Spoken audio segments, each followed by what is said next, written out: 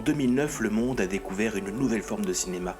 Et par la même occasion, la planète Pandora. 3 milliards de dollars de recettes plus tard, tout le monde se demandait si ce n'était qu'un mirage ou si une nouvelle saga était née. Cette année, nous retrouvons Jake et Neytiri et leurs aventures dans un nouveau film intitulé Avatar, la voie de l'eau. D'ores et déjà, c'est un succès. Mais est-ce plus que ça? Est-ce une nouvelle forme de cinéma? Voilà la question à laquelle mes invités et moi allons tenter de répondre dans ce dernier épisode de la première saison de The Popcast Network. Vous avez fait comment pour entrer dans le cinéma? C'est parce que je connais l'ouvreuse.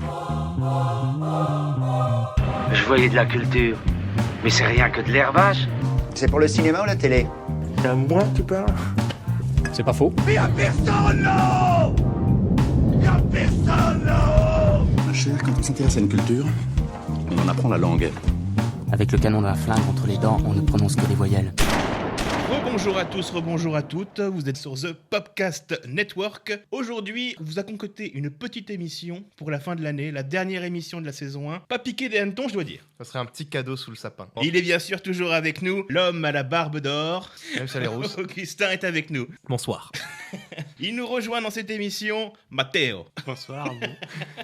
Matteo. Et il est avec nous, enfin il n'est pas physiquement avec nous, mais son aura, son charisme et sa belle gueule est quand même présente à Dijon. Raphaël est avec nous. Encore un invité de qualité parmi nous. Oh.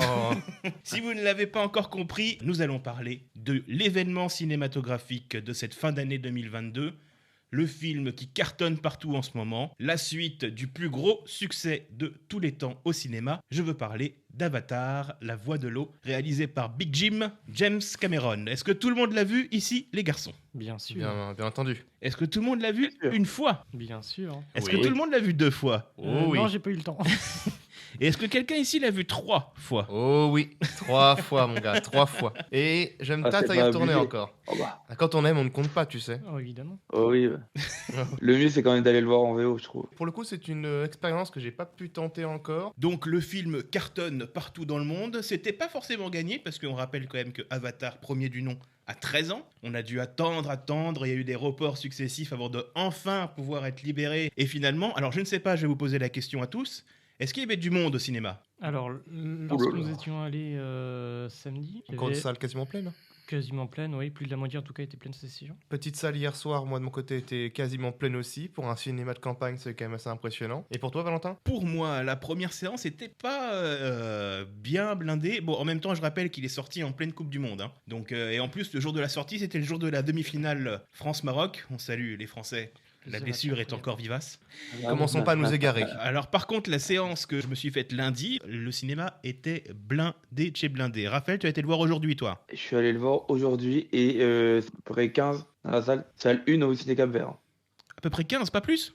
Ah non, pas plus. Mais après, déjà, c'était à 11h. Et Oui. en plus, c'était à 11h50 et en plus, c'était de la VO. Ah oui, Ah oui. effectivement, ça peut expliquer le nombre de places vacantes. Et aussi après les fêtes de Noël, j'imagine que les gens restent plus à la maison après les fêtes de Noël. Oui, il y a peut-être un effet C'est possible, c'est possible. cocooning. Tous en 3D? Oui. Oui, évidemment. Non, que VO et... Et sans 3D? Ah Non. là. Alors on va commencer directement, on va taper dans le vif. Qu'est-ce que vous en avez pensé? Oula, bon, je vais essayer de me contenir et de pas trop parler. Pour moi, c'est une totale réussite. J'ai adoré le film de bout en bout. Donc ça dure quand même 3h10. Pour autant, j'ai vraiment pas senti de longueur. On y croit dès le début. En 5 minutes, le décor est planté. La famille qui nous est présentée, la famille de Jack, on y croit directement au bout de 5 minutes de présentation. Le scénario est peut-être un peu simpliste, diront certains, mais je pense que c'est la force du film. Parlons aussi des effets visuels qui sont juste tout bonnement incroyables. J'ai pas vu pour l'instant plus impressionnant dans le domaine visuel au cinéma. Et puis, que dire de plus? Pour moi, c'est une totale réussite. J'y crois. Les personnages sont touchants. La musique est très bonne. Les scènes d'action sont lisibles. C'est impressionnant. On sent que James Cameron a boffiné son truc pendant 13 ans. Même si, du coup, il y a eu report, etc. Sur 13 ans, quand même, il s'est bien préparé. Je pense que je serai plus précis au fur et à mesure dans la critique, dans l'émission, quand on va aborder des points plus précis. Pour l'instant, je dirais juste à dire que moi, j'ai apprécié. Très bon. De mon point de vue, c'est le GOTY de l'année 2022. Le chef-d'œuvre 2022. Le top 1. Après GOTY. avoir... Le GOTY. Il va falloir que tu m'expliques. Le GOAT. Ah, le GOAT. Ah, le GOAT. Le GOAT, et maintenant c'est le GOTY. Le GOTY, c'est lui. C'est une expression qui vient des Game Awards. Chaque année, du coup, on a le GOTY des jeux vidéo. Maintenant, je pense qu'on peut dire le GOTY du cinéma. Cette année, c'est Avatar 2. Mathéo, alors t'en as pensé de quoi, toi? Alors, pareil qu'Augustin, vu qu'on l'a regardé tous les deux, j'ai surkiffé également le film. Moi, je suis quelqu'un de, comment dirais-je, de quelqu'un maritime. J'adore l'eau, j'adore l'océan, j'adore toutes les créatures marines. Là, t'en as eu pour ton argent. Alors, j'en ai eu pour mon argent. Il suffit que vous me donnez de l'eau, 2-3 animaux marins, et c'est bon, vous m'avez fait mon bonheur. Alors oui, le scénario du film est très simple. En gros, ce sont des méchants qui vont aller dans une planète pour vengeance personnelle, dirait-on. Mais je trouve quand même l'ambiance, elle est extraordinaire. La musique, elle est incroyable. Oui, j'ai pris mon pied et j'ai trouvé 3h10. Franchement, je ne l'ai pas vu venir. Et c'est là qu'on voit quand même que c'est un bon film. Parce que quand tu vois les heures qui ne sont pas passées, enfin qui sont passées rapides, c'est que c'est là que c'est un bon film. Quand tu vois que le temps se passe sans vraiment t'en rendre compte. Ah oui. Je suis tout à fait d'accord. Raphaël, toi, tu as été le voir aujourd'hui. Tu sors de ta séance, là. Tout frais comme un gardon. Donc, je trouve que c'est un bon film. C'est vrai que les décors sont magnifiques. Je regrette de ne pas avoir vu en 3D, du coup. Parce que quand on voit certaines scènes, je vais pas spoiler. On a le droit de spoiler ou pas? Vraiment à minima, quoi. Vraiment à minima. On va dire les grands événements du film, évite de spoiler. Tu peux en dire quelques-uns, mais pas beaucoup, quoi. Et les gens ne les ont pas encore tous vus. Bien sûr, je comprends. Du coup, ce que je veux dire, c'est un bon film, c'est un bon scénario. Je pense que quand même, 3h15, ok, on est dedans, que c'est un peu abusé. Oh. Non, c'est peut-être aussi pour ça que en France, je sais pas si ça marchera autant avec la durée de ce film. Alors là, je peux directement te contredire, puisque en 2 Ah bon semaines, il a déjà fait presque 5 millions d'entrées. Il a Donc, passé je le pense milliard que- aujourd'hui, Oui, le d'ailleurs. milliard l'a passé aujourd'hui. La milliard en total, milliard monde, on va dire. Oui, en monde. En monde. Je pense qu'il devrait dépasser le plus gros succès de l'année Top Gun cette semaine, si tout va bien. En France, c'est un gros raz-de-marée. D'ailleurs, si je voulais des informations complémentaires, la France est le pays qui a rapporté le plus d'argent à Avatar 2 avec la Chine depuis qu'il est sorti. Cocorico. Les gens vont en masse en France le voir et le revoir et le revoir, n'est-ce pas, Augustin? Oui. Quand on aime, on ne compte pas, je le redis, vraiment. Exactement. J'ai su aller 3 fois parce qu'il fallait que j'ai de quoi parler. Il me fallait du coup un point de vue bien précis avec plein d'informations et je ne suis pas déçu. Alors bon, on l'attendait depuis longtemps quand même, Avatar, la voix de l'eau. On l'attendait depuis très très Oui, longtemps. ouais, ça, Le premier avait été un raz-de-marée. Moi, je me demandais, est-ce que le premier film allait être suffisant pour appeler une suite ou est-ce que l'effet 3D, la première grosse sortie 3D, l'événement que ça a été, avait peut-être surévalué l'intérêt des gens pour le film? Qu'est-ce que vous en pensez, Raphaël? Ah non, tout le monde attendait ce film-là. Enfin, moi, je sais que j'attendais vraiment. Et là, à la fin de ce qui s'est passé, à la fin, il s'est passé un truc que je peux pas dire, bien sûr, mais et que ça relance encore plus de suspense, je trouve. Oui, là, on va pas non plus en dévoiler trop, mais c'est vrai que ceux qui ont été voir le 2, je pense qu'ils y retourneront voir le 3 et le 4. Et le 5, si Et possible. le 5 peut-être. Je pense que là, si on avait des doutes sur la portée culturelle d'Avatar, je pense qu'avec le 2, on n'en a plus du tout. Je pense que ça va rester pour le coup Avatar. On pouvait avoir des doutes sur le premier, je pense qu'on en a plus sur le second. Mais par contre, ce qui est bien, c'est que du coup, c'est que les enfants, je trouve, peuvent aller le voir. C'est-à-dire qu'il n'y a pas de scène de violence tant que ça, t'as pas de scène de sexe, t'as pas de gros mots. Je trouve que ça peut être ouvert à beaucoup de choses, enfin, Oui, à un ça- grand public. Là-dessus, je suis d'accord. C'est un film qui est quand même populaire, rassembleur, familial. Il y a une scène qui me vient à l'esprit, qui est peut-être un petit peu Oui, moi aussi. une scène de bras tranchés. C'est pas très friendly là-dessus, je pense que. Encore que la scène est pas forcément choquante parce que c'est pas non plus comme s'il y avait une grosse gerbe de sang ni rien. Ça se passe plutôt rapidement, mais ça peut, sur le moment, un peu surprendre. Alors moi, je tiens à dire quand même que la scène du bras en question, moi j'ai fait un gros yes dans Ah, la par salle. contre, hein. la personne qui se fait pas couper le bras le méritait. Voilà. Non. La question. Comment ça, non? Non, d'accord. Comment Raphaël, ça quand il regarde les films, il est du côté des méchants. Oui, en en fait. général, je me rends compte que finalement, il a pas un bon fond. Oui, rien à battre des Tulkun, c'est des sales baleines.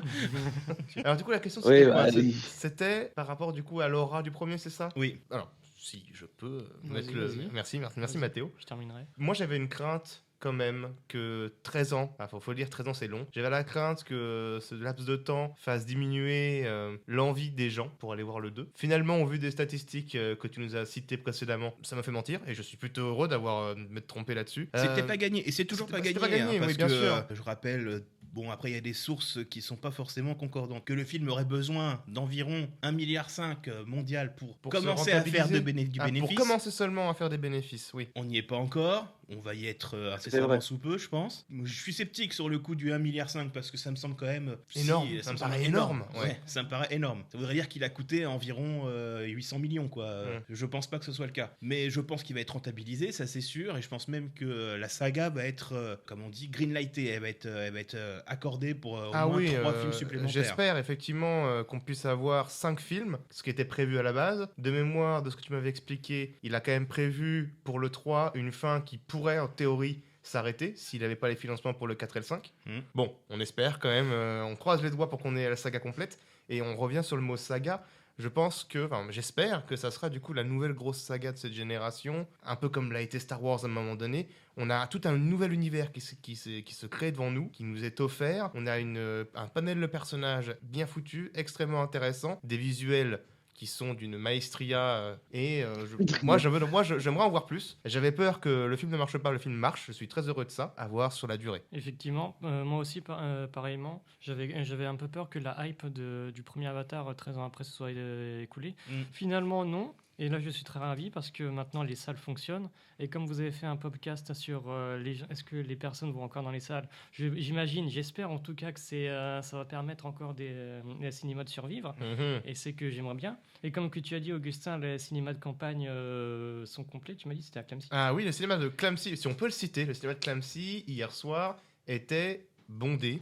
Peut-être pas complet, hein, mais en tout cas, j'ai dû faire la queue au cinéma de Clamecy, ce qui est rare. Je suis content de la que le film visibilité, fonctionne. peut-être, tu veux dire, non? Visibilité aussi. Visibilité, oui, Même aussi. mobilité en soi. Hein. Si les gens de campagne. Oui, si les gens se déplacent, oui, effectivement, oui. J'avais pas pensé ça comme ça, effectivement, excuse-moi. Non, mais c'est pas grave, t'inquiète. Non, mais je suis ravi en tout cas que le film fonctionne. Après, je pense qu'il y a eu des problèmes, pas que essentiellement du cinéma, du genre vers l'inflation et tout, même les prix du cinéma qui a augmenté, 13,50€ nos places. Ça dépend des cinémas après, mais effectivement, ça peut rebuter certaines personnes pour aller voir un film. Oui. Il y a une chose qu'il faut reconnaître, c'est que quand l'événement est grand, quand le film est bon, parce qu'il y a le bouche à oreille qui fait beaucoup aussi, les gens viennent, ça c'est clair. Ah oui, les gens viennent. On voit bien avec Avatar, on le voit avec Top Gun cette année, au niveau du cinéma français avec Novembre avec Jean Dujardin. Quand le film est intéressant et quand il est relativement bon, les gens s'y rendent. Et c'est quand c'est vraiment excellent, et moi c'est ce que je pense d'Avatar, la voix de l'eau, quand c'est vraiment excellent, les gens viennent en masse. Et les gens viennent en masse généralement, souvent pour le même réalisateur, James Cameron. On rappelle que plus grand succès de tous les temps avec Titanic, 12 ans plus tard, il remet ça avec Avatar. Bon, on n'y est pas encore avec l'Avatar Voix de l'eau, mais il se pourrait très bien qu'il franchisse au moins le top 3 des plus grands succès. Et des moissons d'Oscar, en tout cas pour Titanic et Avatar, assez hallucinantes. Et puis on parle d'un homme qui a une ambition assez incroyable par rapport au domaine visuel. Il a souvent révolutionné le monde par rapport à ça. Parce que Titanic, il faut en reparler. On en parlera plus tard, mais Titanic, c'était déjà en soi une grosse révolution. Excuse-moi du coup, Raphaël, je t'avais coupé, vas-y. Ouais, non, mais déjà, rien que réfléchir à 5 films comme ça en avance, c'est déjà un génie. Faut être un génie. C'est incroyable. Tu te dis, ouais, je réfléchis à tous ces films. Non, vous trouvez pas? Ah si, non mais l'univers qu'il a mis en place, qu'il a créé, ne serait-ce qu'avec le premier film, est dingue. Alors après, on pourra ergoter sur la simplicité de l'intrigue, mais l'univers qu'il met en place, que ce soit les vaisseaux, les personnages, les animaux, la nature, la faune et la flore. Ça, c'est absolument dingue. Le travail est absolument dingue là-dessus. Ça, je pense qu'on peut être tous d'accord. Histoire simple, personnage complexe. Exactement, ouais. Et puis, en fait, on a quasiment... Moi, j'ai l'impression de voir un documentaire Arte. C'est très bien. Quand je vois, du coup, la qualité visuelle et ce qui nous est présenté par rapport, du coup, au monde sous-marin dans cet épisode 2, c'est tout à fait incroyable. On a quasiment l'impression d'être sur place, de vouloir nager avec toutes ces créatures, notamment les Tulkun. Je veux nager avec les Tulkun. On veut tous nager maintenant avec les Tulkun. Sauf Raphaël. Raphaël, il aime pas trop les Tulkun. Il veut massacrer ses bêtes. Non, ouais. Vas-y, lâche-toi sur les Tulkun. Après, il faut aussi... Non, mais j'ai rien contre des Tulkun, mais c'était dommage. Le gars, il avait l'air sympa en plus, qu'il s'est fait couper le bras. Il avait l'air sympa. Il a tué la maman Tulkun. Et son bébé. Spoiler. Oui, Spoiler alerte. Écoute, c'est la vie, hein. Faut faire le boulot des fois. Hein. Mais c'est faire le boulot. Non, mais cela dit, c'est intéressant ce qu'il raconte, Raphaël. Je veux dire que il a un point de vue qui est pas commun et il en parle. Et finalement, c'est un point de vue, quand tu le mets dans le contexte du film, bon, spoiler alerte. Quand dans le 2, on apprend qu'effectivement les humains reviennent 13 ans plus tard, c'est pour une mission différente. Autant dans le 1, ils étaient là pour récupérer un minerai très spécifique. C'était l'unoctanium de mémoire. Si, c'est ça. Oui. Pour une raison quelconque, j'ai complètement oublié pourquoi il a récupéré ce... Parce que c'était un matériel qui permet qui était supraconducteur, non, c'est pas ça. Voilà, qui permet de faciliter le voyage dans l'espace. C'est ça. Pour rendre la vie, parce que la vie sur Terre était inoxydable, et c'est pour ça qu'ils voulaient aller à... Dans le 2, les humains reviennent non plus maintenant pour récupérer un type de matériau, de minerai, ils viennent carrément pour commencer à coloniser du coup la planète. Ça nous met face du coup à nos problèmes sur Terre à l'heure actuelle, et en même temps, ça nous fait poser la réflexion de nous dire, est-ce que l'humanité mériterait réellement de mourir parce que là, ce qu'on fait sur cette planète Pandora est ignoble, ou alors est-ce que ce qu'ils font, c'est horrible certes, mais c'est pour la survie de l'espèce, est-ce que c'est acceptable ou pas, justement, ça nous fait poser ce genre de questions, et ça nous met face à nos convictions, et puis face à la réalité actuelle. Mais si on irait plus loin de ce que tu as dit, est-ce que tu penses pas que c'est un peu la même réflexion que ce que font les États-Unis avec leur impérialisme l'impérialisme américain. Exactement. Non, parce qu'en vrai, c'est ça, parce que dans le premier, les humains sont à Pandora pour prendre du coup le minerai. Les ressources naturelles, les ressources naturelles pour leur propre dessin. Et là, ils viennent encore à Pandora 13 ans plus tard pour génocider les navis et prendre leur planète. Non, mais là-dessus, tu as tout à fait raison. Et j'irais même au-delà, c'est-à-dire qu'on a considéré déjà à l'époque du premier Avatar que, et là je ne suis pas du tout d'accord avec cette affirmation, que c'était simpliste et que c'était Pocahontas avec des Schtroumpfs. Critique ô combien simpliste. C'est tout à fait simpliste, et le film justement de James Cameron est très très puissant sur ces sujets comme la colonisation, comme la migration, comme le respect de la nature, le respect des peuples premiers, choses qui sont totalement absentes de la grande partie des grosses productions à l'heure actuelle. Et là-dessus, il va encore plus loin avec Avatar, La Voix de l'eau. Raphaël, t'en as pensé quoi toi de ce côté-là ? Ben écoute, j'ai pas ressenti ce côté-là en fait. J'ai pas ressenti ce côté, les Américains ils envahissent un territoire et tout. Je l'ai pas ressenti comme ça. Pour moi, non, je l'ai pas vu comme ça. Moi, tout ce qui me manquait dans ce film, c'est un peu une touche d'humour en fait. Oui, non, mais je comprends effectivement. Oui, après, je pense que c'est pas le propos du film. Après, ça n'aurait peut-être pas non plus dénaturé le film, mais. Oui, après l'humour n'a jamais été non plus le fort des films de James Cameron. Non, c'est sûr. On peut pas le dire. Il y a toujours quelques petites touches par-ci par-là, mais il se concentre surtout sur dérouler une intrigue simple, mais sérieuse, mais surtout très puissante, avec beaucoup d'investissement au niveau des émotions et des personnages. C'est d'ailleurs quelque chose que j'ai trouvé hallucinant dans le nouveau Avatar, c'est qu'on nous présente donc 13 ans après la famille de Jake, ses enfants, et en un quart de seconde, on s'attache directement à eux. Ouais. Oui. On est directement avec eux, c'est des personnages qu'on connaissait pas 2 minutes plus tôt. On est directement avec eux. C'est rare. Généralement, quand je vois des gros films ou des suites qui présentent des nouveaux personnages, ils sont pas toujours réussis. Et quand bien même ils sont réussis, on préfère rester avec les anciens. C'est assez artificiel des fois dans les films, la présentation de nouveaux personnages. Ça peut paraître forcé et on a du mal à s'attacher à eux. Là, Jake et Neytiri passent presque en personnage secondaire. Pour mettre en avant leurs enfants qui sont bien joués. Moi, ma crainte souvent dans les films au cinéma et dans les séries, c'est les personnages joués par les enfants. Des fois, j'ai beaucoup de mal avec eux.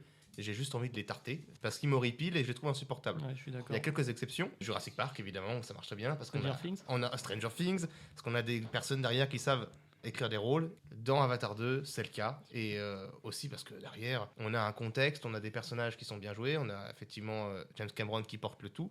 Et puis voilà, tu l'as dit, en 5 minutes de temps de film, très vite, on est attaché au personnage, on comprend qui est qui, quelles sont leurs motivations mineures et majeures par rapport à tel ou tel personnage. Et puis ça marche, quoi. Et puis, je pense qu'il n'avait pas le choix de présenter directement une nouvelle génération, parce que, vu que la saga va s'étaler dans le temps, je suis pas sûr qu'on finisse la saga avec les mêmes personnages principaux qu'au début. C'est une grosse crainte, ouais. Tu l'as senti, toi aussi, Raphaël, que le destin de Jake et Neytiri pouvait possiblement s'arrêter au niveau du 3 ? Ouais, je sais pas.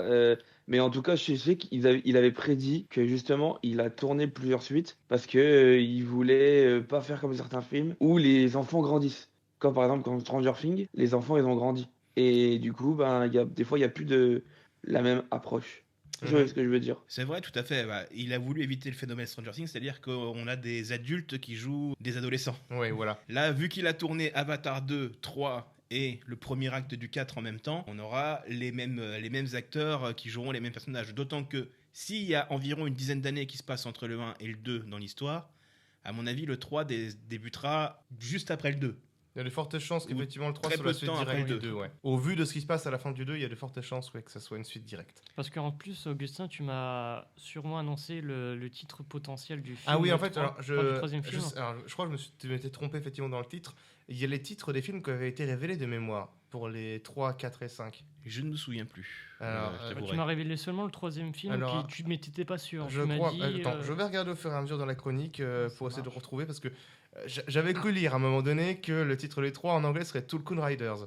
Mais j'ai peur que ce soit juste un faux truc que j'ai vu quelque part. Parce que moi, justement. Moi, j'achète. Hein.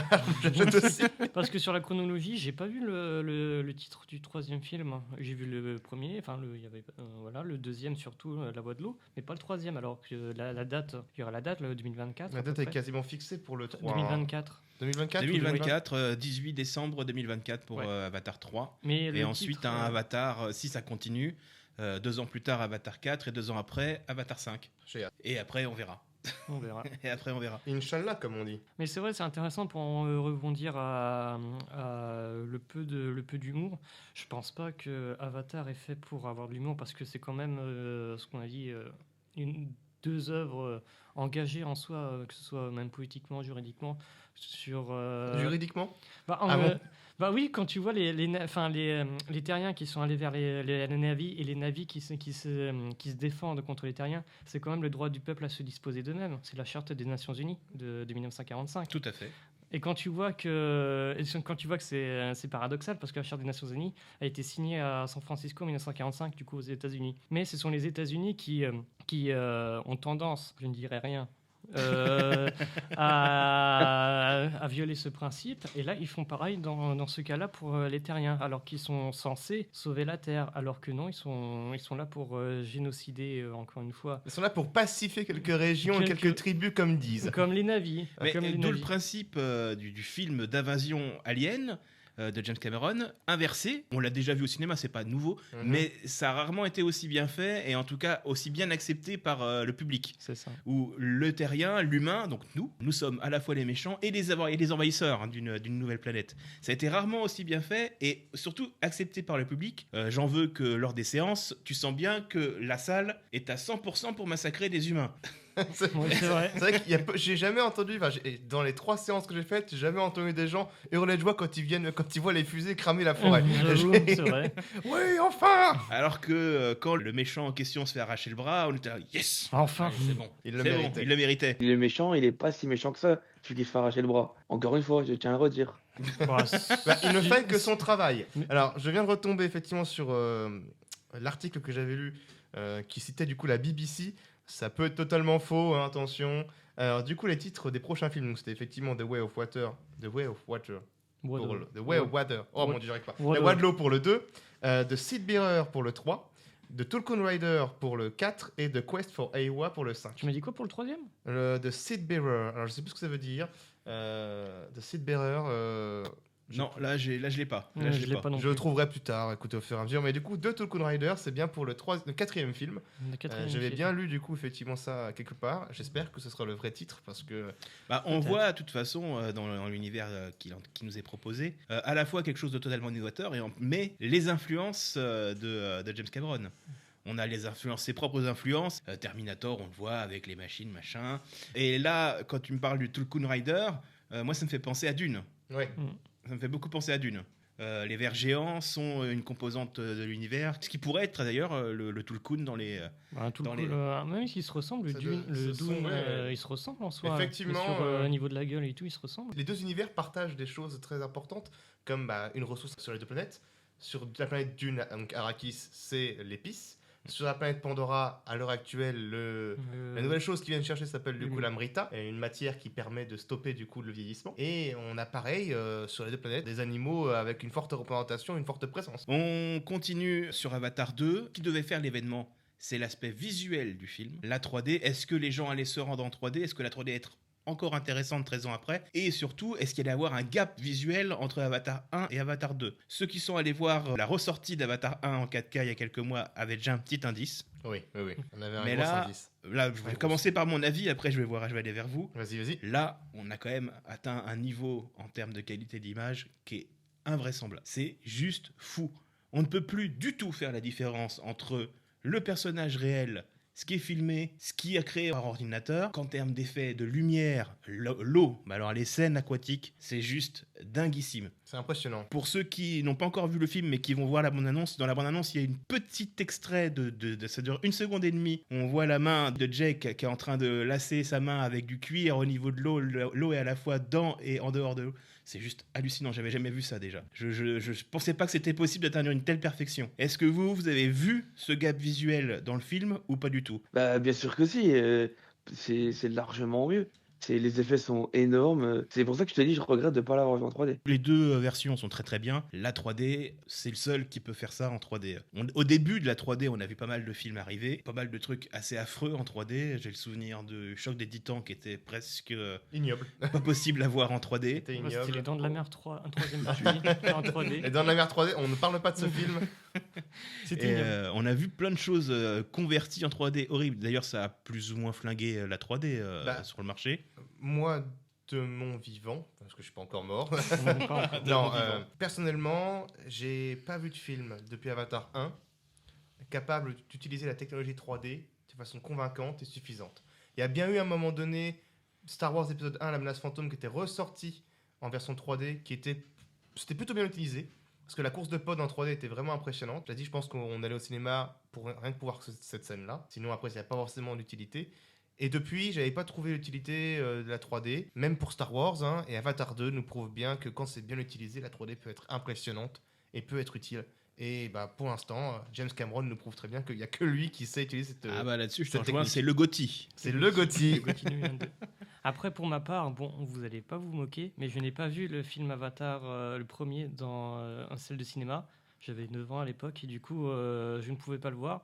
Mais je l'ai vu du coup en streaming. C'est pas grave. C'est pas grave. Mais j'ai senti quand même un changement, la patte cinématographique de James Cameron. Ouais, déjà à l'époque, tu avais un sentiment d'évolution. Oui, technique. d'évolution. Ah bah oui. Ah bah, oui. Oh, voilà. Ah bah oui. Encore une fois, visuellement, c'est... En fait, le premier, c'était visuellement vert. Là, c'est visuellement bleu. Visuellement vert Bah oui, parce que là, on est quand même... Ah oui, tu parles. c'est vrai. Oui, effectivement, on parle plus de la, effectivement, de la forêt, tu veux dire. Oui, de la forêt des Na'vi. Là, on est plus dans l'autre peuple, on va pas dire le nom, dans l'autre peuple aquatique. Oui. Et là, tu sens quand même le changement quand tu es dans la forêt des Na'vi. Couvert. Oui, et là, dans un espace libre et étendu de l'eau, c'est quand même une différence. Oui. Puis on sent une sorte de différenciation en termes de présentation visuelle. Moi, je ressens comme ça. C'est qu'on dans la forêt de Pandora au début du film, parce que voilà, au début du film, ça se passe grossièrement au début dans la forêt pendant un certain temps. On est très vite étouffé par du coup la jungle et justement c'est ça qui est bien foutu, c'est que pour le coup on arrive très vite à ressentir la présence de la nature, les lianes, la 3D avec ça, l'utilisation de la 3D pour ces scènes-là sont impressionnantes parce qu'on a l'impression d'être dans les forêts, entouré par la végétation et tout de suite dès qu'on quitte la forêt et qu'on arrive avec le peuple de l'eau, on a une présentation qui est beaucoup plus centrée sur l'immensité. Sur la liberté, sur l'espace, sur le fait de pouvoir se déplacer librement et sur en même temps ce côté très pernicieux qui nous montre que effectivement c'est immense mais à la fois c'est très dangereux. Je sais pas comment l'expliquer mais en tout cas voilà, on sent une différenciation entre l'espace fermé, enfin on peut toucher le micro attention, entre la forêt et la mer. Je viens de voir le chef opérateur son me lancer un regard. Je ne toucherai plus jamais au micro. On salue Gérard à la platine. On en salue, merci beaucoup. Mais non voilà, je refais ma phrase pour qu'elle soit bien claire. On sent vraiment une différenciation en termes de présentation filmique entre la forêt et la mer. Il faut vraiment se rendre compte du tour de force Après, de voilà, ce qu'est le film. Quand tu suis le film ou la construction, tu sais qu'il y a des scènes qui sont tournées en studio avec des décors, notamment du côté des humains. Par exemple, il y a une scène qui passe dans un labo avec le personnage de Spider. Ça, c'était tourné dans des décors en dur. Mais quand la caméra sort et arrive dans ce qui a été filmé dans un hangar, sans rien, tu vois pas du tout la différence, tu vois pas le gap. Et je vais prendre un autre film que j'aime beaucoup, qui a été avec des gros moyens, avec des beaux effets spéciaux, c'est Avengers Infinity War. Malgré tout, quand t'arrives la bataille à la fin, tu vois que c'est pas vraiment de l'herbe, tu vois que c'est pas vraiment un champ, tu le ressens un petit peu. Là, moi, je le ressens pas du tout. J'ai plus cet aspect virtuel. Il y a une scène qui est juste affolante. quand le personnage de la fille de Jack Kiri est en train de plier des feuilles dans la cahute. Oui. Qu'est-ce qui est vrai, qu'est-ce qui est pas vrai. Il y a même le soleil qui frappe une partie des feuilles, mais pas l'autre. Enfin, pour moi, j'ai trouvé ça hallucinant de ce côté-là. Il y a un gap. Autant je trouvais qu'Avatar avait 10 ans d'avance sur la concurrence en 2009. 2009, ouais. Là, je pense qu'Avatar 2 a 10 ans d'avance sur la concurrence en 2022. C'est juste hallucinant. Raphaël, Mais c'est vrai que un petit mot. Mais c'est vrai que il a raison, Val. C'est vrai que quand Avatar 1 est sorti, il y a personne qui a concurrencé Avatar 1.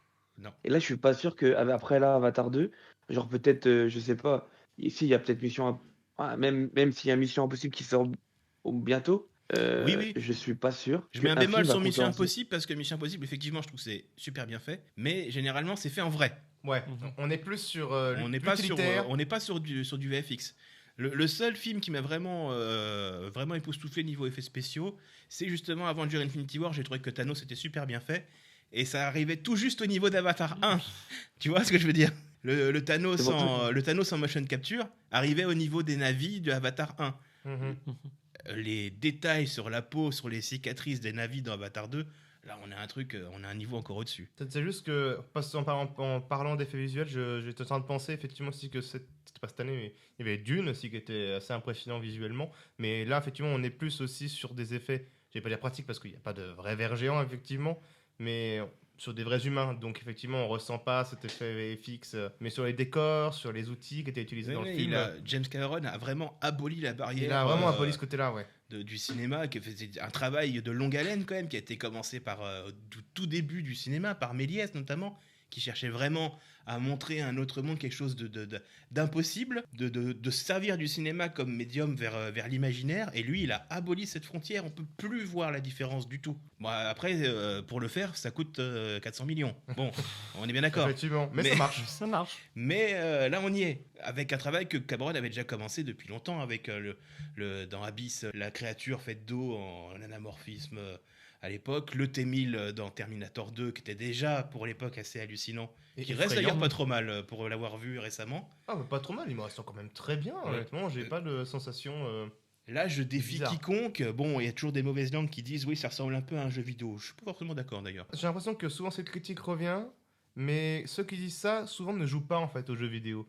Et je trouve ça un peu débile. Voilà, j'étais juste souvent, c'est le cas, les gens ne jouent pas aux jeux vidéo. On le voit, on ressent quand c'est un jeu vidéo. Là, pour le coup, tu le dis, on a une abolition totale des frontières et on n'arrive plus du tout à faire la différence entre ce qui est vrai et ce qui ne l'est pas. On a des scènes entre humains et navis et on a l'impression que les deux réellement se côtoient dans la pièce. Alors franchement les gars, s'il y a un jeu vidéo qui a la même qualité que Avatar 2, moi, je l'achète direct. Moi, je paye, je hein, l'achète je paye direct. tout. Je l'achète, Je te donne tout ce que j'achète j'ai. la On a console. vu des super cinématiques de jeux vidéo magnifiques après, une fois qu'on rentre dans le gameplay, Oui, généralement ça baisse un peu en Ça qualité. baisse un peu en oui, qualité. ça baisse un peu. Limite si on parle maintenant juste d'effets visuels rapidement avec les jeux vidéo, la seule fois vraiment on a eu un truc très impressionnant, c'était l'essai vidéo, c'était plus une sorte de tentative, une expérience vidéoludique de Matrix. Oui, l'année dernière, pour ça, c'était présenter assez du coup le bluffant. nouveau Unreal Engine 5, où du coup on avait une présentation entre ce qui était fait numériquement dans le film et ce qui était fait numériquement du coup dans le jeu. On avait une superposition.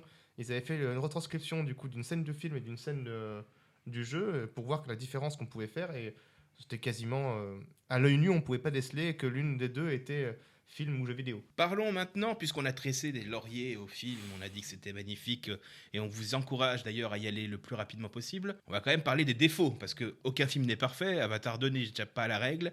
Est-ce que vous avez trouvé des choses qui vous ont dérangé, ou qui vous ont sorti un minimum du film, ou des choses que vous auriez aimé meilleures dans le film ? Je vois pas trop de défauts, franchement, à ce film. Franchement, non.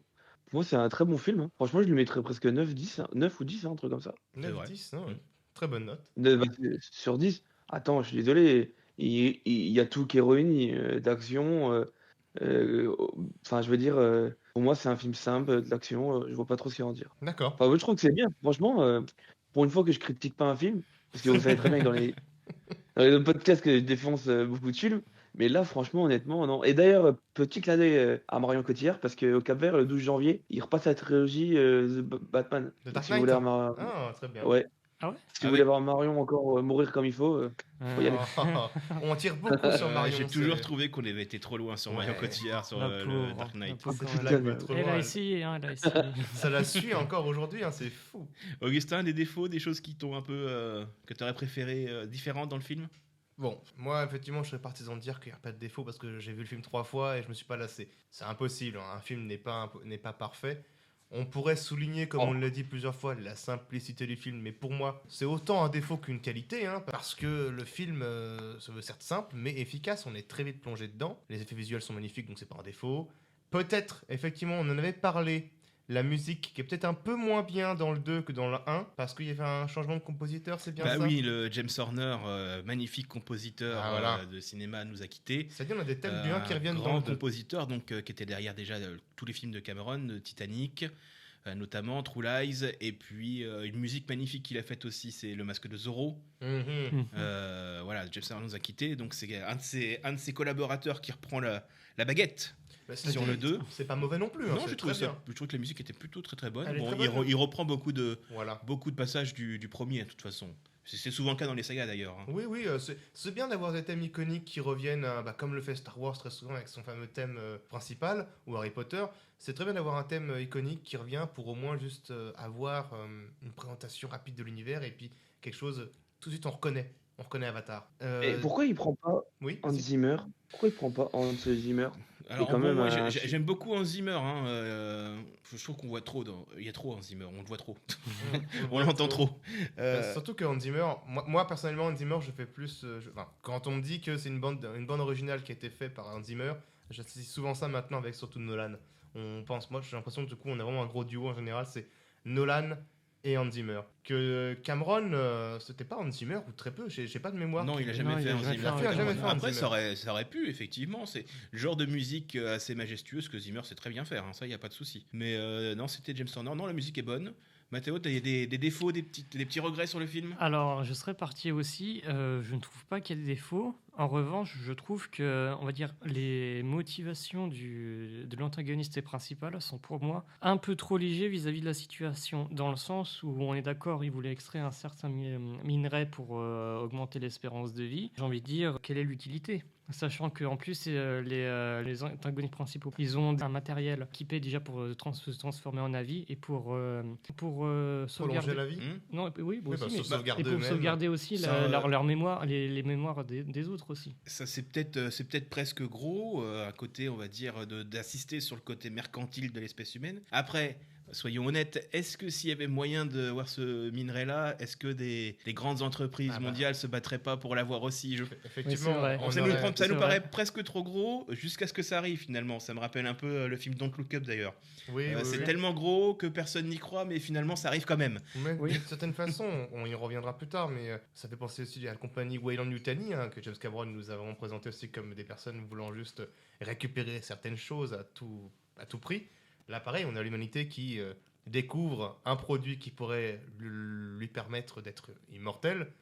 Évidemment, on se doute bien qu'il y a des corporations qui vont tout faire pour essayer de récupérer ce matériel à tout prix. Et quitte à exploiter, détruire et massacrer une population sur place. Certes, mais maintenant, vu qu'ils peuvent se transformer en avis, je vois pas pourquoi ils prendraient dans ce cas ce minerai. S'ils peuvent se réincarner, s'ils peuvent se Je réincarner pense en pas avis. qu'ils veulent se réincarner. Non. Je pense qu'ils veulent rester humains. On voit d'ailleurs une haine féroce qui se noue entre les humains et les navis dès le premier film finalement. Oui. D'autant plus que c'est d'ailleurs quelque chose qui m'avait beaucoup plu dans le premier film. Le fait qu'ils aient construit des robots pour s'adapter à la taille des navis prouvait en quelque sorte déjà une sorte de jalousie. Et de cet aspect d'ailleurs très américain là-dessus. Le matériel présenté dans l'univers est juste impressionnant. De vouloir être toujours au-dessus de l'ennemi, au-dessus de quelqu'un. Oui, parce qu'en plus, c'est assez drôle. Que tu américain d'ailleurs, non, je suis américain. C'est vrai qu'en plus, c'est présenté de façon très logique dans le 1. On nous explique au début du 1 que comme les navis font plus de 2 mètres, qui sont extrêmement résistants, qu'ils ont des os renforcés en fibre de carbone, qui sont très rapides, très puissants. Et en même temps, en parallèle de ça, on nous montre des gens qui se baladent avec des mechas, donc des robots de plus de 2 mètres, effectivement, renforcés, prêts à se battre. Effectivement, oui, on a ce sentiment ils sont arrivés, ils se sont sentis petits par rapport au monde qui les entourait, et ils ont décidé de paraître plus grands pour juste asservir le monde qui les entoure. Ouais, mais justement, si on l'a vu par exemple dans le premier, Jack Sully, il n'était pas paraplégique, on est d'accord. Si, au début du film. Oui, il était au début, il était paraplégique, mais on va dire qu'il a retrouvé ses jambes avec l'avatar. Avec Mais en fait, l'avatar. plus que retrouver ses jambes, il retrouve plus un sens à sa vie. Oui, il en arrivant retrouve sur un sens à Pandora. sa vie. Mais physiquement, je parle. Et physiquement, oui, après. Il a trouvé l'utilité de ses jambes. Bon, du coup, c'est pour ça, je pense que la transformation du Navi serait plus nécessaire et perfectionnement que le minéral qui rallonge l'espérance de vie. Après, bon, Je suis pas sûr que ça faciliterait. D'ailleurs, on le voit dans le film. Je suis pas sûr que le fait que si les humains venaient et se transformaient tous en Navi, ça faciliterait leur intégration. On le voit d'ailleurs parce que les scènes où ils doivent montrer leurs 5 doigts, il y a déjà un côté, Une forme de racisme. une forme de racisme entre les avatars et les Navis natifs. Oui. Et les enfants nés justement, Les enfants donc nés. ceux de Jake et de Neytiri. À ceci près qui que sont- dans Avatar, même s'ils sont des recombinés ou des avatars, ils mettent 5 minutes à s'intégrer. Ce serait pas le cas dans le vrai. Oui, bon. Mais ça reste, en soi, ça reste une photographie de notre monde. Comment Ouais. s'intégrer vis-à-vis de la migration, vis-à-vis de la couleur de peau, religion, etc. Le film est très puissant là-dessus. Oui. Et ça me fait penser. On parlait d'une intrigue ou d'une histoire relativement simple. Moi, je vais donner mon avis personnel. Les films qui ont des intrigues simples, généralement, sont toujours les meilleurs. Oui, oui. Pour moi, les grands chefs-d'œuvre du monde du cinéma le prouvent souvent. Dans les 10 dernières années, il y a un exemple qui me vient, c'est Mad Max. C'est un gars qui va d'un point A à un point B. C'est tout. C'est tout. L'histoire se résume à ça. Et c'est impressionnant. Et le film est très bon. Voilà. Simplement. Titanic, le bateau va couler. Voilà. Tout simplement. Terminator. Terminator. Une machine veut tuer un être humain. Voilà, et voilà. Et dans de la mer, il faut tuer un requin. Tout à fait. Les histoires basiques nous ramènent à des choses élémentaires. Et souvent, ça fait des grands films. Pas tout le temps, effectivement. Heureusement qu'il y a des films avec une histoire complexe qui sont très bons aussi. Oui, bien sûr. Après, voilà, je précise certaines choses quand même dans le podcast là maintenant. Je suppose qu'il y a des gens qui ont commencé à s'arracher les cheveux quand on a simplifié des récits de films. Mais pensez bien que on ne fait pas ça pour juste dire qu'un film est simpliste et puis qu'il n'y a rien dedans. Non, c'est aussi un peu une sorte de critique qu'on fait par rapport aux gens qui vont dire qu'Avatar, c'est juste Pocahontas avec des gens bleus. Non, parce qu'à partir d'une histoire simple, tu peux tresser plein de choses. Exactement, voilà. À partir d'une histoire d'une histoire simple, Jake Sully arrive sur une autre planète et tombe amoureux d'une autre culture. Il a pu greffer plein de choses dedans. Exactement. Ouais, dont son langage. Dans Mad Max, l'histoire d'un mec qui va d'un point A à d'un point B, il a mis plein de choses au niveau du despotisme, du patriarcat. Il y a plein de choses dans Mad Max. Et pourtant, l'histoire est relativement simple. Et pour moi, pour ceux qui nous écoutent, qui n'aiment pas le film, une histoire simple n'est pas synonyme de mauvais film. Souvent, c'est même le contraire. J'ai entendu Raphaël Trépigné au téléphone. Ouais, je disais, quand on regarde par exemple Les Tuches, une histoire simple et ça marche bien aussi. Hein. Oui, non, c'est pas le même. On parlait de grands films, Raphaël. Je rigole, On avait compris. Mais oui, effectivement, Les Tuches, c'est une histoire simple. Après, il faut que sur les films, je diverge, mais il faut pas mélanger complexe et compliqué. Oui. Si tu prends par exemple complexe, je trouve que par exemple la trilogie du Parrain, c'est pas vraiment une histoire simple. On va dire qu'elle est plus complexe sur la famille, sur la mafia et tout, comment s'organise la mafia. Et je trouve qu'elle est c'est le film préféré, c'est Masterclass, c'est la trilogie. C'est le film du cœur. C'est mon film du cœur, exactement. Je vous encourage à écouter The Podcast Network épisode 2. Bizarrement, on a fait une émission sur le Parrain. Non, mais c'est vrai quand l'intrigue est complexe, mais elle n'est pas compliquée. C'est pour ça que... Mais ça reste quand même le plus grand chef-d'œuvre de l'histoire du cinéma, pour ma part. Il pose la question. Il pose la question... Et il a raison. On va donc passer sur la dernière partie de l'émission, parce qu'on parle, mais bon, au bout d'un moment... faudra bien qu'arriver à la fin de cette saison 1 de The Podcast Network. On aime bien parler ici. On va arriver sur James Cameron, donc grand réalisateur, déjà réalisateur de 2 films qui ont braqué le box-office, mais plus que ça, braqué les Oscars, braqué les cœurs, n'est-ce pas Kate Winslet et Leonardo DiCaprio. C'est le plus grand des voleurs, ce gars. Le plus grand des voleurs. Il a le cœur de l'océan en lui, James Cameron, qui donc a réalisé peu de films, par le fait.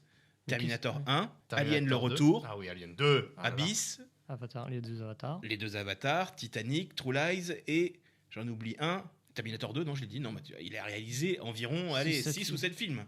Et pourtant, à chaque fois qu'il arrive, c'est un événement, les gens répondent présent. Je suis même pas sûr que si on y va dans la rue, on demande, vous savez qui est James Cameron? Je suis même pas sûr que les gens, forcément, c'est pas Steven Spielberg. Steven Spielberg, on va dans la rue, vous savez qui est Steven Spielberg, je suis sûr qu'on en trouve beaucoup qui savent. Certains vont très vite répondre soit Jurassic Park ou E.T. parce que ce sont des films qui ont marqué une génération. Ouais. James Cameron, je suis pas sûr, et pourtant, à chaque fois, ça marche. Et pourtant, il marque de son empreinte le cinéma, il marque des gens. C'est quand même fou qu'on puisse ne pas le reconnaître, ou du moins qu'on puisse ne pas savoir qu'est-ce qu'il a fait dans sa vie. Mathéo, tu as vu plusieurs films de Cameron, tu as vu Titanic, je pense. Oui, comme tout le monde. Titanic, les 2 Avatars, Ouais. Terminator. Et alors, il y a quand même quelque chose dans son cinéma qu'on retrouve pas ailleurs. Mais... Ah bah oui, ah oui. J'ai vu très peu de films qui ont la même aura que pour le coup, vu qu'on y est, pour Avatar 2. Comme a dit Augustin, les enfants sont attachants. Et je connais très peu de films ou une série, mais à part une seule série, où les enfants ne m'insupportent pas. Attention, on ne voue pas une haine envers les enfants, je précise. Mais il y a une chose, moi, qui me marque aussi dans le cinéma de Cameron, au-delà de l'aspect de savoir nous investir émotionnellement dans son film, il y a quelque chose de très technique que je ne retrouve nulle part ailleurs, c'est sa façon de filmer l'action, les scènes d'action. Ah oui. Ça, faut qu'on en parle effectivement. Et pourtant, il y a des très très bons films d'action. Bon, on pourra parler de Matrix, de John Wick, donc c'est une pure scène d'action. Lui, il n'y a que lui qui filme comme ça. Je ne sais pas comment il fait. C'est toujours lisible, on sait tout de suite où est-ce qu'on est dans la scène d'action, et ça reste toujours très impressionnant. Ne serait-ce que, là, on parle d'Avatar 2, lors de la bataille finale, qu'on ne spoilera pas, mais qui se passe en mer, où on a effectivement de la destruction de bateaux, d'hélicoptères, et c'est ultra impressionnant, c'est ultra jouissif, et c'est bien foutu, c'est lisible. Après, parce qu'on se sent impliqué aussi des personnages. On aime les personnages, on sait leur mentalité, et c'est pour ça qu'on veut qu'ils soient sauvés. On veut que les... Tu veux pas dire... On dit spoil, désolé. Attention, spoiler alerte. Spoiler alerte, on veut que les enfants soient sauvés. Oui, on ne veut pas qu'ils meurent. En tout cas. On n'en dira pas plus, Non, qu'est-ce que tu penses du niveau scène d'action dans les films de James Cameron, Raphaël ? Ben, c'est bien, il manque un petit peu l'aide d'un Quentin Tarantino pour ajouter un peu de sang, mais ça va. Effectivement, c'est rarement sanguinolent. Quoique, dans Terminator 2, il y a quelques scènes un petit peu... Mais à part ça... Wolfie le chien, Tes parents sont morts. Non, mais sinon, ouais, je trouve que c'est des films bien filmés. Par contre, bon, c'est impossible que ça se produise, mais vous savez, Sam Mendes, comment il s'appelle, le réalisateur 1917. Oui, Sam Mendes, oui. Sam Mendes, c'est ça. Tu vois, on peut pas tourner comme lui, comme il l'a fait sur 1917. C'est vrai. Le plan séquence entièrement... Et pas parler, il y a qu'un... C'est vrai. Non, mais Sam Mendes est aussi aidé par un chef opérateur absolument mythique. On en parlera dans une prochaine émission. Mais effectivement, le cinéma de Mendes est aussi très reconnaissable. Mais en ce qui concerne vraiment les scènes d'action de James Cameron, c'est vrai qu'il a une lisibilité incroyable. C'est-à-dire qu'on voit tout. Surtout que depuis les années 2000, on a quand même le truc de la caméra qui tremble, qui rajoute de la tension. Je suis d'accord. Effectivement, oui. Mais on a l'impression des fois de perdre. C'est surtout que c'est illisible. Des fois, il y a la caméra qui tremble et il y a avoir caméra à l'épaule. Et quand James Cameron lui fait des scènes caméra à l'épaule, ça reste lisible. Ouais. C'est lisible. Tout à fait. Moi, je suis très fan de Cameron. J'aime beaucoup son cinéma. Je suis très fan d'Alien 2. Pour moi, Alien 2 est un chef-d'œuvre. J'ai essayé du coup hier de préparer une phrase et je sais pas si ça va être très simple, mais alors, on revient au fait que James Cameron pour moi est une personne qui te permet de ressentir des choses, il te laisse une empreinte. Moi à l'époque Alien 1 m'avait traumatisé, une partie de moi était restée dans le Nostromo. Alien 2, grâce à James Cameron, m'a permis d'affronter mes craintes, d'affronter du coup l'Alien dans les scènes d'action dantesques, lisibles et avec des personnages très bien joués. Et on retrouve Sigourney Weaver dans Alien 2 qui est dans Avatar 2. On n'a pas parlé de Sigourney. Qui il faut que l'on parle, qui dans Avatar 2 est brillante, incroyable. Elle joue une fille de 14 ans et c'est génial. Et dans Avatar, du coup, James Cameron revient et je pense qu'une partie de moi est restée sur Pandora grâce à James Cameron. Et je retourne encore une fois sur Pandora dans Avatar 2 et c'est magnifique, c'est bien joué. Visuellement, c'est bien foutu et encore une fois, Sigourney Weaver est juste incroyable. Il n'y a que lui qui arrive à faire venir autant de monde et pour des choses, on l'a dit peut-être simples, mais qui toujours arrive à te happer. Je prends le film Titanic, quand on y allait, quand j'y suis allé, parce que vous n'étiez pas né. Je n'étais pas né. Je n'étais pas né. Moi, j'y suis allé au cinéma. Pourquoi ça te fait rire, toi, au téléphone, Raphaël? Quand j'y suis allé, pourtant, on savait tous que le bateau allait couler. Hein. C'est pas un secret, attention. C'est pas un secret. On savait que le bateau, dès le titre du film, on sait que le bateau coule. Et pourtant, même quand t'es jeune et que pourtant l'histoire d'amour, bon, tu trouves ça. Et à partir du moment où l'iceberg frappe, t'étais dedans, un truc de malade. Tu étais dans le bateau, tu sens l'eau froide arriver. Non, c'est le Titanic. Les gens l'ont beaucoup moqué aussi, à tort. C'est un film absolument exceptionnel aussi que j'ai revu récemment parce que je me suis regardé tous les films de James Cameron pour préparer le podcast et pour préparer la séance d'Avatar 2. On travaille sérieusement ici. On travaille sérieusement ici. On ne chôme pas.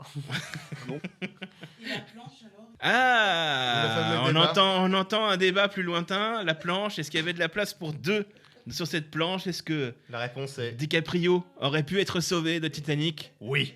Pour moi, oui, il y avait de la place. Mais bon, c'est pas grave. On va dire que c'est pas grave. Rose méritait de mourir. Voilà. C'est à cause de Rose, tout ça, de toute façon. Alors moi, je suis pas d'accord. Je pense qu'il n'y avait pas la place pour 2. Non, on le voit dans mais- la scène, pour ceux qui se souviennent. Au début, il essaye de monter avec Rose sur la planche. Et la planche tombe, et la planche chavire. Non, mais attends, on dit pas qu'il y avait de la place pour 2. On dit qu'il y avait une place pour Jack. Attention. Et bon, s'ils se débrouillaient les deux, il pourrait y avoir une place pour 2 s'ils se débrouillaient. Voilà. Oui, bon. Oui, bon. C'est un autre débat. Le ça, débat mais- de la planche de DiCaprio. Ça reste toujours aussi incroyable ce débat. Un jour, on fera venir les scientifiques pour nous expliquer. Mais ça y bien est, des c'est fait. choses. James Cameron en a tellement marre de ce débat qu'il a payé 70 millions de dollars pour faire un documentaire pour prouver qu'il n'y avait pas de la place pour 2 sur cette planche. C'est fou que. Ça sort en février, au passage. J'ignorais ça, j'ai très hâte de voir ce documentaire. Raphaël, il y avait de la place pour 2 sur cette planche? Bah évidemment, je pense que oui quand même. Moi, il y a un autre film que j'aime beaucoup de James Cameron dont j'aimerais parler, et puis après on va commencer à arriver vers la fin. C'est peut-être mon film préféré de James Cameron. True Lies. Non. J'y ai cru. Abyss. Ça aurait pu. C'est un grand film, True Lies aussi. Le djihad rouge. Abyss, oui, Abyss. J'adore ce film. C'est un film magnifique, pourtant qui n'a pas du tout cartonné.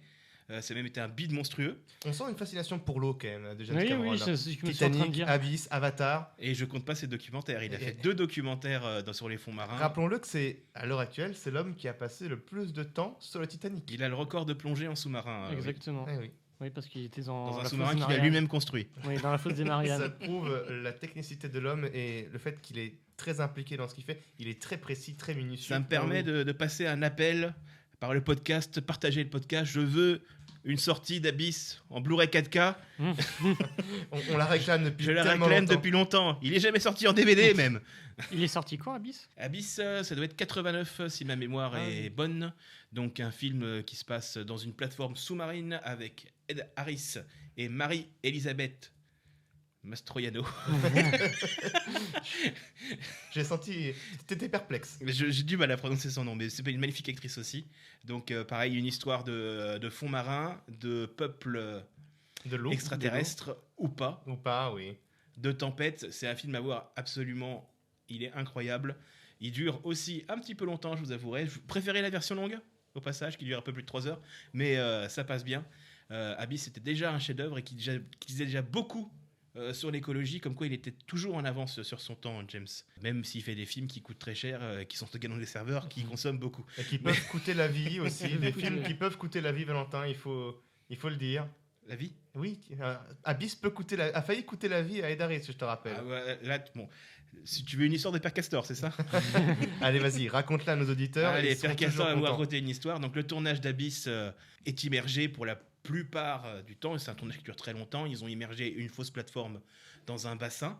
Et James Cameron, perfectionniste comme il est, il voulait un rendu crédible d'une scène où le personnage principal transporte sa femme sous l'eau. Et il a déplacé les réservoirs d'oxygène pour qu'ils puissent passer un peu plus de longtemps sans respirer. Et Ed Harris, ne trouvant pas l'oxygène, a failli se noyer. Marie-Elisabeth Mastroianno aussi. Et d'ailleurs, les acteurs ne lui parlent plus depuis ce temps-là. Et de mémoire, c'est cette scène qui a été gardée au montage, non? La scène qui a été gardée au montage, tout à fait. Voilà, donc si vous regardez Abyss, vous allez voir des gens sur le point de mourir. Littéralement.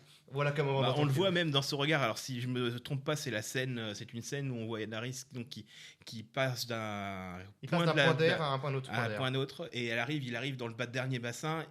Il sort et on voit déjà que l'eau est pas chaude. Je rappelle qu'il tournait dans une eau à peu près à 15 degrés maxi. Première difficulté. Et on voit qu'il est vraiment sur le point de tomber quand il sort de la flotte. Alors, bah, ça, il était un peu fou. Apparemment, il s'est assagi avec le temps. Il s'est calmé sur son Il s'est calmé. perfectionnisme. On a plein d'anecdotes sur Alien 2 où il a passé des heures et des heures hallucinantes juste pour le bruit de l'arme à impulsion. Tout ça, en plus, ça l'a mis en retard. Ce genre de choses, ça l'a mis en retard sur plein de choses. James Cameron, après, il a toujours su s'acquitter de ses dettes et nous présenter des films incroyables, mais son perfectionnisme a pas mal de fois, ça lui a causé des torts. Mais on fera une émission, si vous voulez, spéciale Père Castor, raconte-nous les histoires. J'en ai des très très bonnes, notamment sur David Fincher, niveau perfectionnisme, qui a fait retourner Jake Gyllenhaal une scène de Zodiac environ 300 fois. Mais ça marche bien. Jake Gyllenhaal ne parle plus à David Fincher. On ressent quand même il y a un truc qui arrive là. On parle de perfectionnisme, de des gens qui se détestent. Je pense qu'on peut trouver une émission intéressante là-dessus. Allez, on va terminer sur une petite question. On va commencer par Raphaël. Raphaël, ta scène préférée d'un film de James Cameron, Avatar compris, bien sûr. La scène de cul dans Titanic. J'aurais pas dit comme ça. Hein. Alors, la scène d'amour de j'ai pas. J'aime bien dans Avatar. En fait, je retiens que Avatar quand on expose des films que James Cameron a fait. Franchement, je suis tellement surpris par le deuxième que je te regarderais bien une scène du deuxième en fait. Vas-y, dis-le. Ouais, tu peux en citer une petite. Une petite. Qu'est-ce qu'on peut dire dans une petite? Moi, j'en ai une scène préférée du 2. C'est une scène qui concerne Neytiri sur la fin.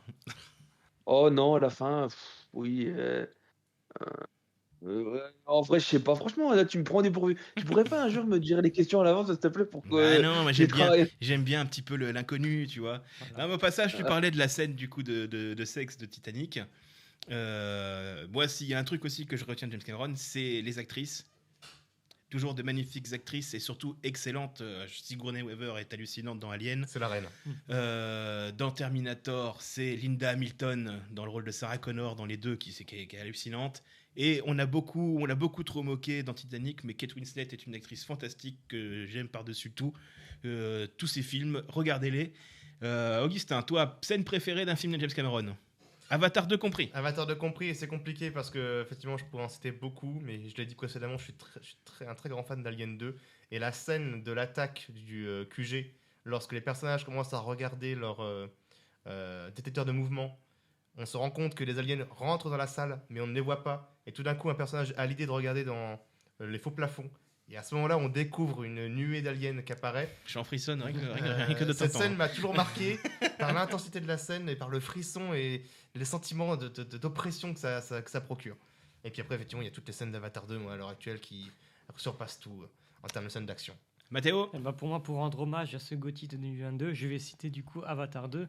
Et la scène la plus importante pour moi, c'était, spoiler alerte, c'était un flashback du Entuluk. Du Tulkun. Du Tulkun, mais à chaque non, fois.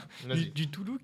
Du Tulkun, vas-y. Du Tulkun. Tu peux reprendre, on va couper de toute façon. Oui, du coup, c'était du coup le flashback du Tulkun, qui est là où tu vois ses compagnons se faire massacrer, évidemment, par les humains, effectivement, pour leurs ressources naturelles, à savoir leur liquide dans le cerveau. Liquide céphalorachidien. Céphalorachidien, voilà. Oui. Et pour moi, ça m'a vraiment marqué, vu que, étant donné que il y a très longtemps cela, que ce soit au collège et au lycée, j'ai présenté des actions contre les chasses à la baleine, et c'est pour ça que ça m'a un peu marqué quand même. Cette scène, j'ai trouvé cette scène horrible. Moi, toutes les deux scènes où tu parles de chasse à la Tulkun, les larmes étaient pas loin. Ouais. Non, mais c'est fou. James Cameron a quand même il nous fait ressentir des choses pour des créatures qui sont certes fictives et numériques. Mais c'est fou. Moi, effectivement, j'ai cru pleurer toutes les larmes de mon corps la première fois que j'ai vu la mère Tulkun et son bébé qui sont morts, qui sont découverts morts par la tribu des Metcaïn. Ouais. Moi, ma scène préférée d'un James Cameron, et pourtant j'adore Abyss, mais c'est la scène de la mort du Terminator dans Terminator 2. Ah, oui, bien joué, très joli. Schwarzenegger qui est un bon acteur, contrairement à ce qu'on pense. C'est vrai. Ah oui, c'est un très bon acteur. Livre une super composition dans Terminator 2. Je vous remercie tous, les garçons. Raphaël, merci d'être venu par-delà les Avec montagnes, plaisir. participer au podcast. Augustin, merci d'être venu C'était participer à cette émission. C'était un plaisir. Et Théo, merci d'être venu participer à cette émission C'est un spéciale. plaisir aussi. Je vous cache pas que notre conversation est assez longue d'après ce que je vois sur l'écran. J'espère que ça vous plaira. C'était le dernier épisode de la première saison de The Podcast Network dédié à Avatar The Way of Water. Merci de nous suivre de plus en plus nombreux sur Facebook, sur Deezer, sur Spotify, sur Apple Podcast et sur YouTube depuis peu. Les abonnés montent en flèche et merci, c'est grâce à vous. On remercie Gérard à la sono qui a passé sa journée à goupiller le son et qui, j'espère, ne va pas regretter au montage audio ce qu'il a entendu. Et puis, on se retrouve très prochainement dans un nouvel épisode de The Podcast Network. À bientôt. À bientôt. À bientôt.